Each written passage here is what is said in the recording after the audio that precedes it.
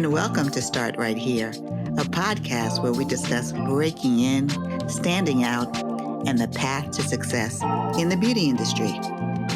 I'm your host, Corinne Corbett, and I hope the conversations I have with my guests inspire you to forge a path of your own. Let's get started. Today, we're really fortunate to have Leslie Bethel. She's an expert in retail store management with a specialization in beauty. What does that mean?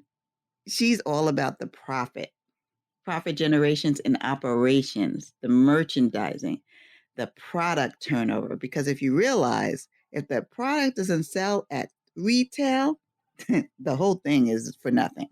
She is an expert in that field, and we're really going to learn a little bit more about that area of the beauty industry, and I'm really excited to welcome you, Leslie. First of all, may I say thank you for this opportunity. I was so excited when I got your email. I literally got the email late one evening. I was checking my email, and when I started to read it, I said, I'm going to wait until tomorrow, because I had gone with my friends. And I said, I'm going to wait until tomorrow, and I read it, and I was just so excited. So thank you for that. And I think this is so much needed in the industry right now. So thank you for allowing me to become a part of this. Oh, yeah, really. Was beauty a destination or a detour for you? Beauty was definitely, since my mother carried me in her womb, a destination for me. I absolutely love all things about beauty. I'm just immediately drawn to, architecture, beauty, fashion, all of that stuff. I just love all of it. But beauty and products is just my passion in life. How did you go about getting your first job in beauty? It was really interesting because I dropped out of college my sophomore year. My parents were going through a divorce. Money was really tight, and I've always been super ambitious, Corinne. So I like to take care of myself, and I don't like to be a burden. And I'm the oldest of 5 with my parents. So it was really tight, and I was just anxious and hungry to work. I moved to DC from Virginia, and I got a job in the shoe department at Nordstrom in Montgomery Mall. And I was having lunch one day with one of my girlfriends who worked in beauty, and she said, you always talk about beauty, you love it. We have a business manager position with Elizabeth Arden. And I applied for the job, and I literally got the job. Like within 2 weeks I was training in the corporate headquarters. And from the very first day I walked on the cosmetics department floor as an employee, as a business manager, I just felt like I was home. This was what I needed to do. It just fueled everything that I was so passionate about since my childhood, because I grew up studying the greats. I studied Estee Lauder. I mean, the Holy Grail, Eunice Johnson, she is everything to me. Like, I'm thinking about getting a tattoo with her picture on her face. I love everything that Eunice Johnson did for the beauty industry with Fashion Fair. And I would study, Helena Rubinstein and Avon. I would thumb through Avon books. Like my aunts would have purchased Avon, and I just studied all of that stuff. But I just love the products and the selling. And just like you said, the merchandising and the product. If we're not making profit, none of this is working. And these companies have to make a profit. And I like being a part of that. What does a business manager do? She's a multitasker. She has the ability to shift various currents at the drop of a dime, streamlining deficiencies, strategizing. You get the information from corporate, you get the information, say, for instance, with Elizabeth Arden, and then you get your directive from Nordstrom, and then you sit down and you crunch and you figure out how to make those sales goals, because at the end of the day, that's why they're hiring. So you definitely have to be adroit with strategy and time management. Motivating and hiring the right talent is key. Keeping the right talent motivated is so important. Managing your inventory. How much inventory am I receiving? What are the sales goals? What is the company making from my business here in this department or in this brick and mortar business? You came into the industry having that kind of job, and so you had to pick up all of these things quickly. Yes. And I'm very fortunate because my father was a small business owner, a cleaning business. And I remember watching him balance the books late at night. He was a very hard worker, and my mom is a social worker. So growing up and you have a father who's all about business and spoke to business constantly, it was very natural for me. But I did have great mentors at that time in the industry with Nordstrom and with Elizabeth Arden. So I had great account executives and great regionals, but that was 25 years ago. The industry has changed, but you got to have the right bosses, the right superiors. And once you have that, it's really easy. And you have to be dedicated. So if I make a mistake, I'm the first one to own it. So you definitely have to hit the ground running, but you got to have the right people around you, or it is a mess, and I've seen it. Yes. What skill did you learn at your first job at the counter that set you up for success later? Streamlining deficiencies and being able to really analyze the business and to get in front of problems that could prevent you from getting that goal. So what I learned then was perfect example. You administer your sales goals to your associates. And by the 15th, you want to sit down with each of your associates and see where they are with that sales goal. Because if you can't wait until the end of the month and say, why didn't you miss those goals? That was the most important thing I think I learned from day one with Elizabeth Arden is to really crunch and hone and understand where your key players are, where you have to step in. You're the business manager. You don't just sit back and crunch numbers. You roll up your sleeve, you scrub the floor, you do makeup, you do whatever you have to do to make that event a success or that business a success. So the very first thing that I think I learned was just basically monitoring the sales goals and just being on top of the business and your inventory levels. If you have a huge lipstick event coming up at the end of the month, you got to make sure that you got the product in stock. So you're constantly meeting with your stock guy and you're speaking to the buying office. The buying office becomes your best friend. So you're constantly on the horn with them. You know what? I have this event on the 25th. My product isn't here. That's what you have to be adroit with. So you can't really sleep. You got to love it.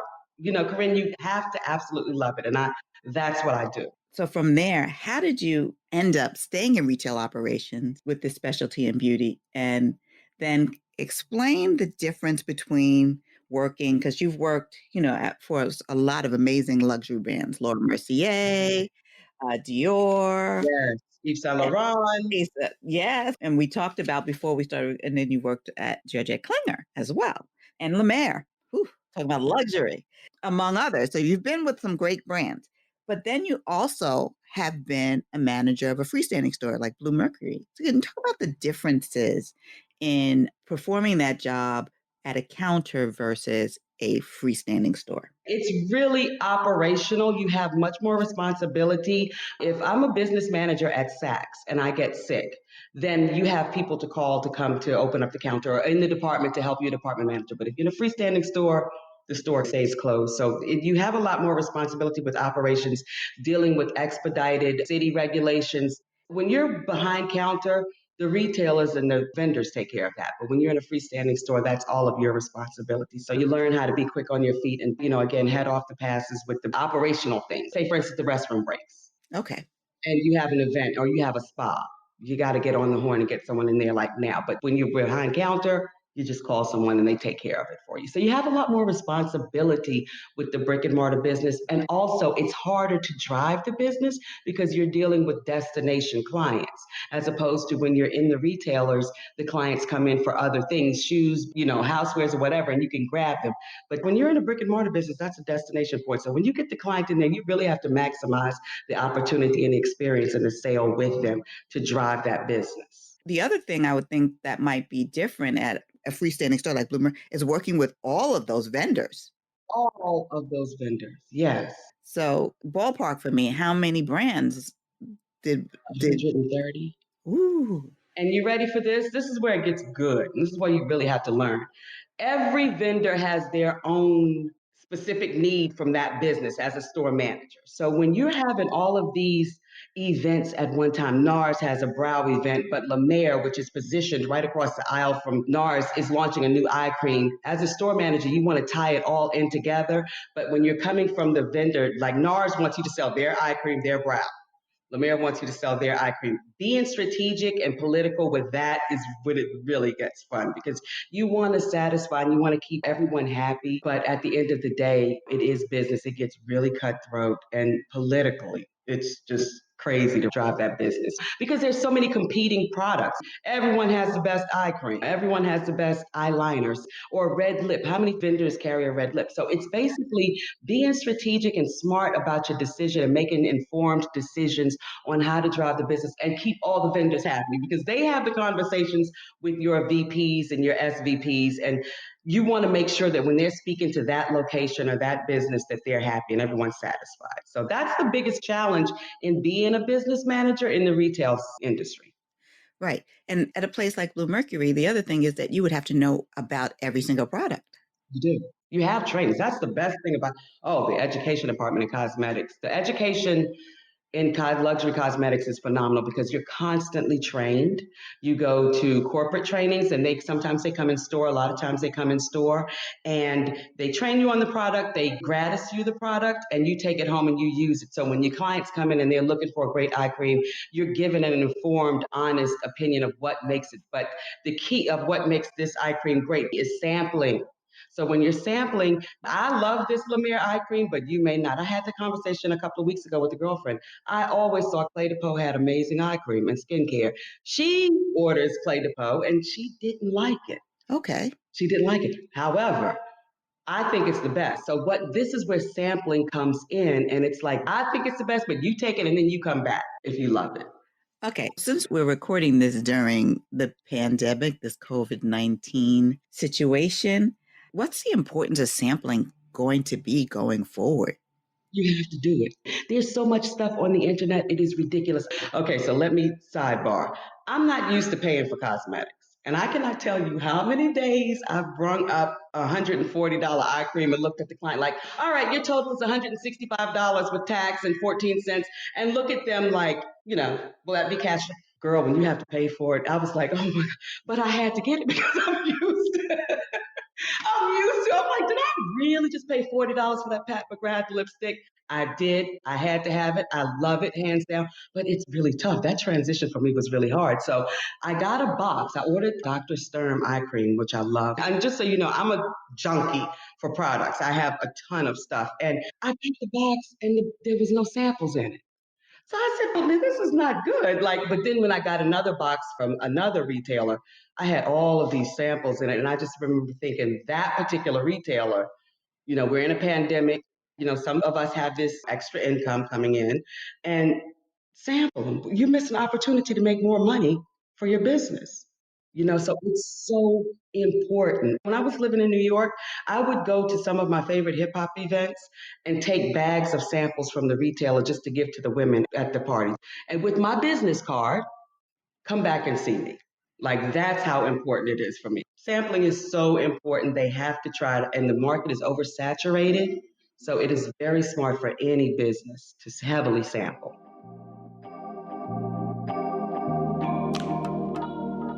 Start Right Here is brought to you by Beauty Biz Camp, where we equip and inspire the next generation of industry leaders. Head over to our website, beautybizcamp.com, for more information and sign up for our mailing list so you can stay in the know about our upcoming programming. You've worked on makeup and skincare. Yes. Are there any differences in how you sell each? The most important thing is skincare. And you have to really listen to the client to figure out how much they're going to invest in their skincare and their makeup.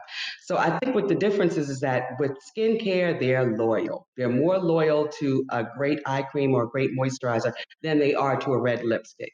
So with skincare, the big difference is that's your moneymaker. Skincare is your moneymaker. That's what's going to keep the clients coming back because they can grab a mascara concealer from, in the drugstore. So I think when you're selling skincare, you're focusing on the needs of the clients and you're listening to how much time the client is going to invest. You don't want to suggest that a client should purchase the whole regime if she's got 4 kids and she's got 10 minutes to do her whole face in the morning. You have to be smart and you have to listen to what their needs are and sell according to the needs of the client. And that's how you get your replenishment client. And that's how you get your most loyal clients because they understand that you're coming from a concern about what their needs are as opposed to what La Mer told me to sell. And that can get tricky because you got La Mer on the horn. I'm used to 9 a.m. earnings calls. It's like, okay, Leslie at Saks, what happened to your business last week and how are we going to fix this by the end of the month? So you have to consider all of that when you're selling. And then we get off of those calls and then I go to my team and say, all right, everybody's getting La Mer. We're pushing La Mer eye creams today. But you have to learn how to really, really streamline that and be smart and strategic about it so you don't come across as overselling to the client because that turns them off and they won't come back. I think the biggest difference between selling skincare and makeup is that you have a more loyal client with skincare, more long term. You mentioned kind of in passing the earnings call. How often did that happen? Yeah, when you're a business manager for those luxury brands, every Monday morning you're on an earnings call with the SVP, and they're going through all of the top accounts in the city, and they're talking about events, and they're giving you highlights of, Macy's had this great brow event last week. You can pick up and get pointers to make your event, which is scheduled at the end of the month, better. But every Monday morning, yeah. So Sunday night, you're crunching numbers and you're straight because you have to be on it and know your business on that call. And it's a conference call, so everyone's listening, and you got to make sure that you're on it and know it. So Sunday night is so reserved for me. I'm just used to strategizing and crunching numbers at home in front of a laptop and just planning and going into work on Monday morning like, okay, this is what we're going to do. This is what we're going to focus on for the week. And how important is merchandising? Extremely important. Merchandising and the real estate in the department. Really interesting story from what I understand. So I was born in 68. I'm 52 years old. What I understand, Bloomingdale's 59th Street, Estee Lauder, and Fashion Fair were at the front of the store, 59th, the Lexington Street entrance, right next to each other. That merchandising has to catch the eye of the customer that walks in the front door. So it has to be key, it has to be clean, it has to be current, and it has to be eye catching. And that's probably some of your biggest stressors or challenges as a business manager because you have to keep your eye on everything. But that merchandising, you can have someone walk into your store from corporate and see one product off kilter, and you got a thread of emails like, so it's extremely important because that's how you grab the client when they walk in the door. Merchandising is great. I was never good at it, which was great because I relied on my merchandising staff from corporate to come over and they just fixed everything and tidied it up. But it's so important. And if you walk into a department or you walk into a freestanding store and you see dust on beauty products, 9 times out of 10, you're not going to want to buy there. No, probably not. Probably not. So, what is the unsung skill that you think you need to succeed in the beauty industry? Basically, the unsung skill is your ability to discipline the lens on the priorities when you have on a daily basis so many people coming at you for different things. So that's the unsung. You've got to understand what is the priority. You could have someone from the buying office that needs a count of lipsticks or foundations. Is that a priority right now, or do I have to do this coaching and counseling session with my makeup artist because tomorrow she doesn't have her sales goal in? And that's the unsung skill that you need. You need to really understand the correct way and the productive way to discipline the lens on the priorities. Was your role part counselor? As you said, you just did coaching session. It was all counseling. It was counseling. It was counseling, which is great. I love that. I still remember hiring a makeup artist. She was a makeup artist for Guerlain at the airport, at LaGuardia Airport. She had no experience in the city, and she'd been working for LaGuardia for like a year. So I had this full-time position, and the head of HR, the candidates just were not right. I just did not get a good hit from any of the resumes or any of the interviews. He comes down to my counter one day, and he's like, I know you have a position. I have this great girl who interviewed for another position in the department. He said, and we don't have anything for her, and I think she'd be great for you.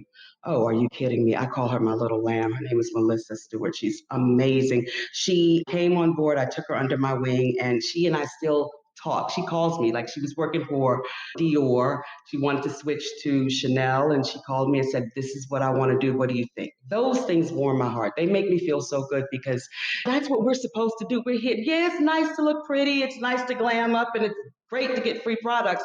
But we're in this business to nurture and to cultivate and develop talent to continue in the industry and to keep the industry going and create growth and profit. So it's really instrumental when you're hiring the right people. And I've been very fortunate to work with some amazing talents in the retail sector of it. And it's so funny because everyone wants to be a celebrity makeup artist, but I'm a huge advocate for the retail end of it. I'm not a big fan of celebrities anyway, but I just think that the talent that I worked with behind the counter, particularly the national artists for like Dior and for La Mer, when they would come in and they would bring tips, from corporate or from their travels, it was just great. I was just fortunate to work. So definitely counseling and coaching and mentoring and developing is the most important part of it. Keeping along with that, you're obviously assembling a team, right?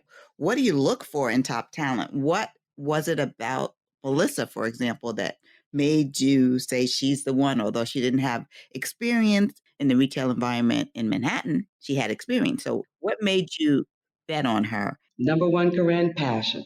You can feel energy and passion. Her skill set as a seller, because it's the airport, you don't clientele, at the airport. She was not confident in clienteling, and I would coach with her. And before you knew it, she was my number one book. Like, she could get the clients in there to replenish, but it was her passion and her desire and her work ethic. The thing that I listen for is the energy. I ask all the time, what do you love about this business? And you listen to that, what that answer is. And that helps you understand who is good and to acknowledge who's going to work for you and your business the best in order to get those final. And so passion, number one, your energy, your knowledge of the industry. How much do you know? What do you bring to the table based off of your experiences? So if you don't have a lot of experience working retail management, if you're passionate and you're open and you got a great work ethic, you'll learn it. And that's probably the best bet for you. For me, it has been for me anyway. When do you know when it's time to leave and try something new? When you're no longer growing, it was my biggest challenge working in the city in New York. You know it's time to leave when you're not being fed. For me, if I'm not being fed and I'm not developed as a business manager, if my account executive is not developing me and I'm not growing, it's time to go. It's time to move on to other pastures, I should say. So that's definitely, yeah. And Mhm. you're moving on to new things and you're looking at new avenues yourself. So, what next for yourself? Definitely, I've always wanted to be an entrepreneur in this industry. That was the reason that I got into the retail sector because I needed to learn the business. Working corporately with Estee Lauder was just amazing. And so right now it's definitely entrepreneurship. Retail was the step in that direction. So ever since I was 20 years old, I always knew I wanted to be an entrepreneur in this industry. And that's the next step. So I'm working on projects right now. It's tough for me, Corinne, because I don't have that corporate backing. So when you have a marketing team and merchandising department, they're giving you the directive. So all you have to do is just make it happen. But when you're out doing it on your own, it's really tough. When you don't have that expectation from the company and your work ethic, it's a nightmare. So that's what I've been dealing with for the past year, not having that structure from the corporate sector and segueing into entrepreneurship is so tough.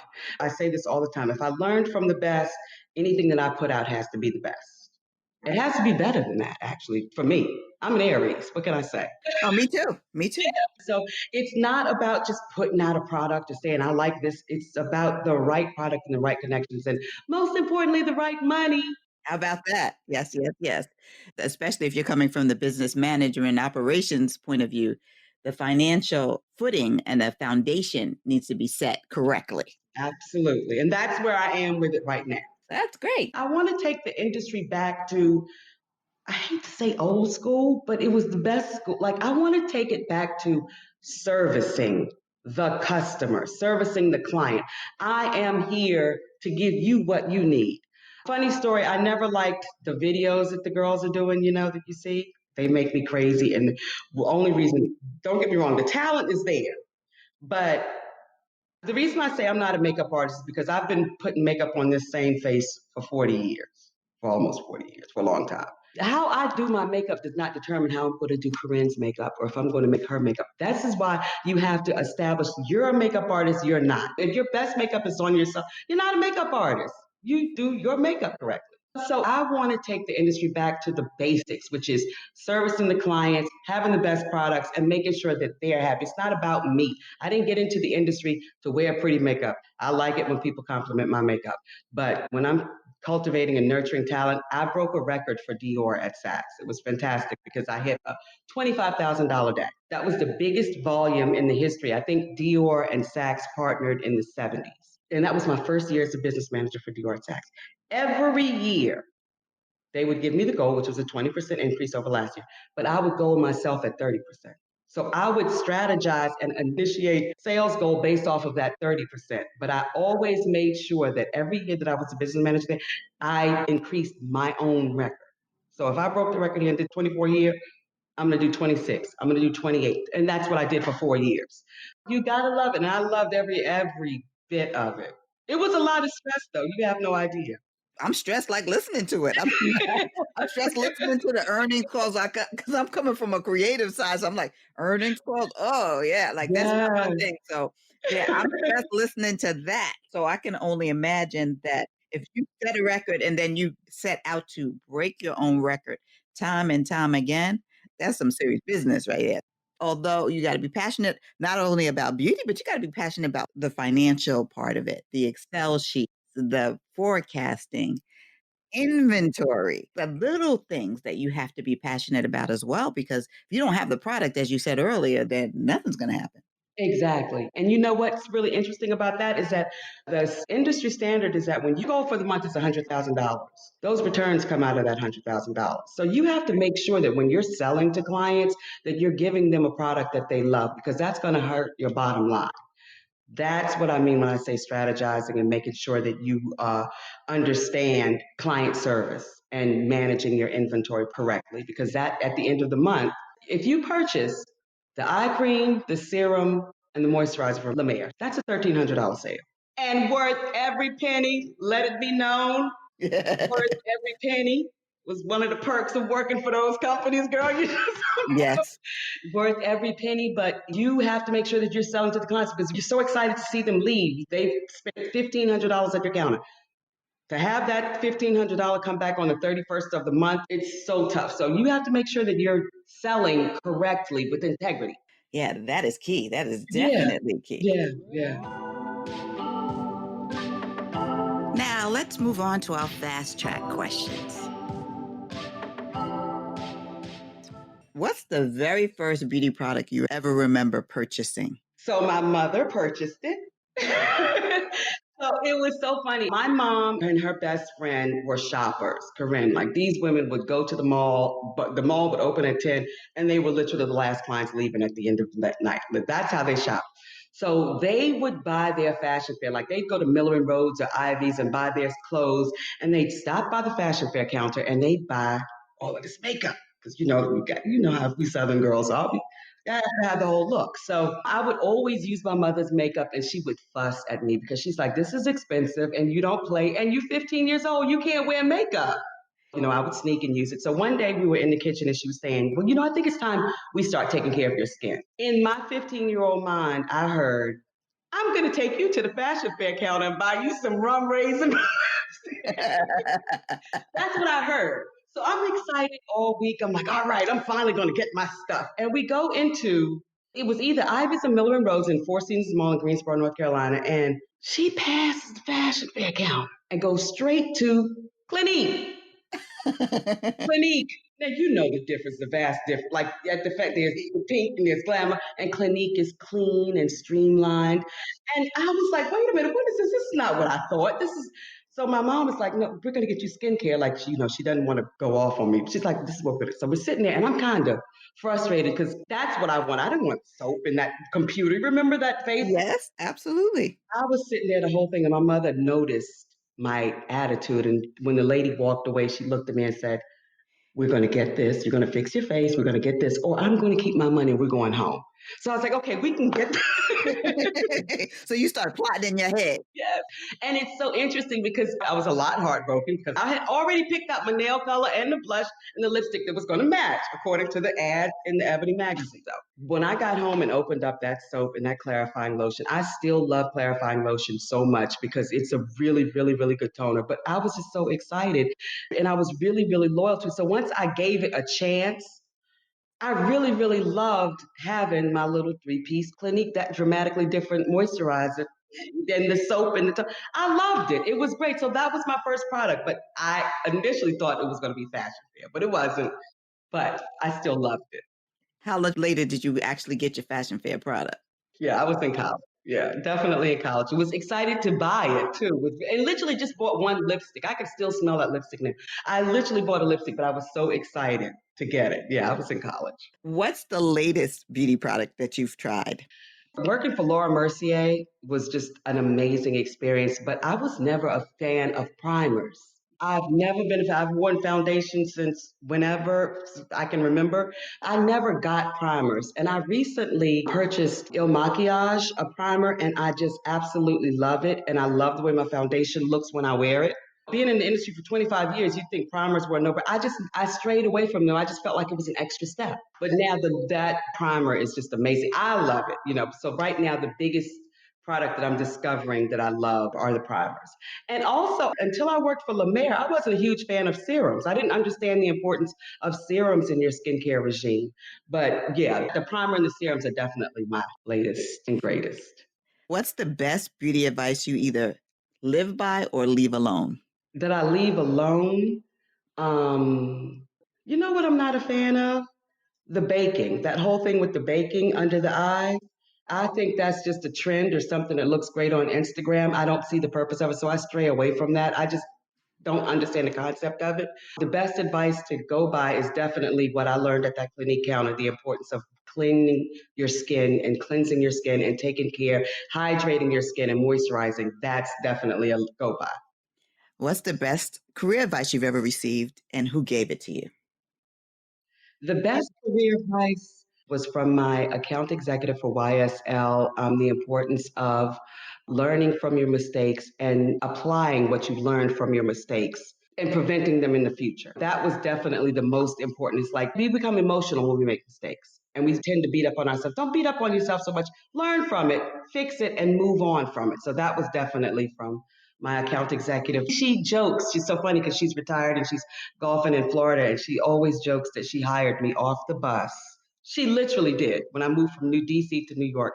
So I hired that girl off the bus, and it's always so funny. We always have a great, but that's definitely the best advice.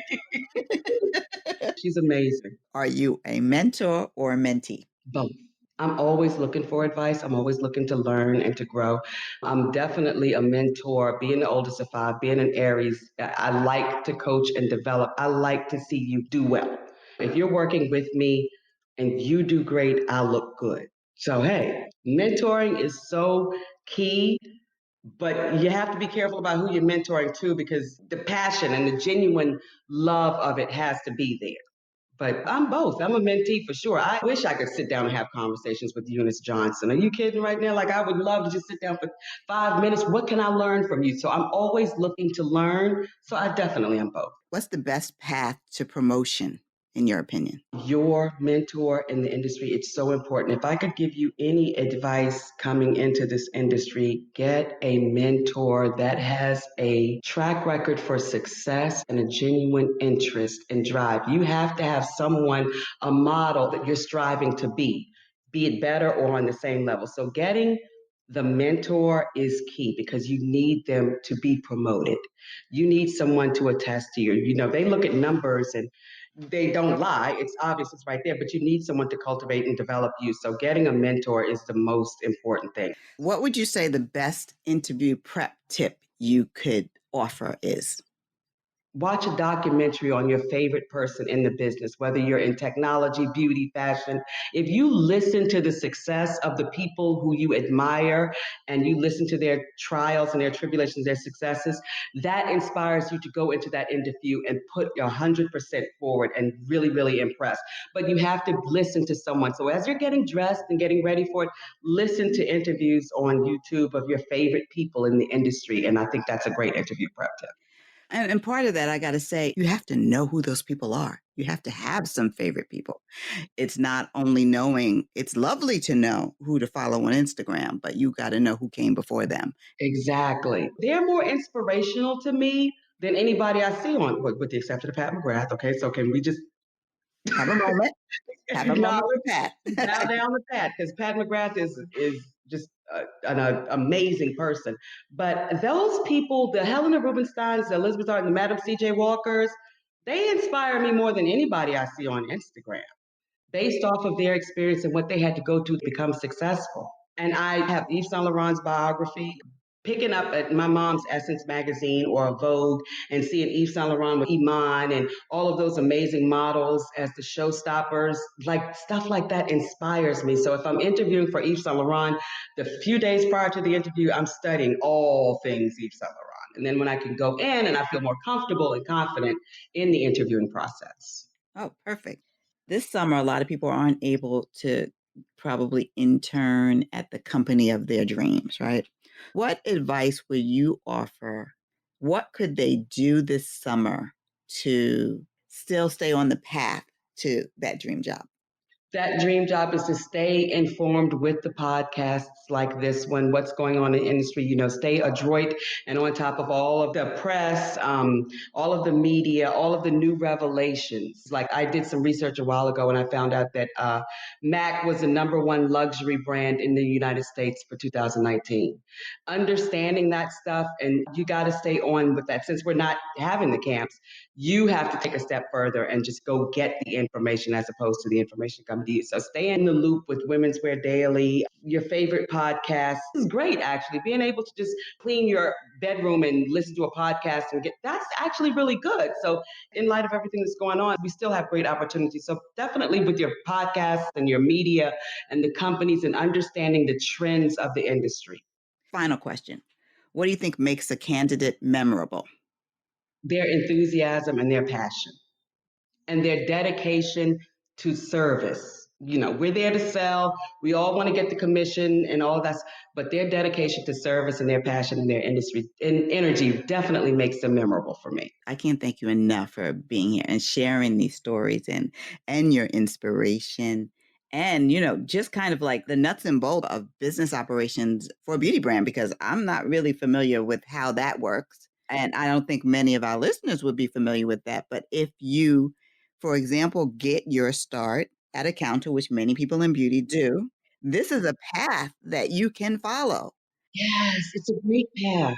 And there's a lot of opportunities in the corporate towers. People don't get it. Like there's so many opportunities for you, be it in creativity or operations or whatever. But you follow that. But the most important thing is get you a mentor when you go in. Right.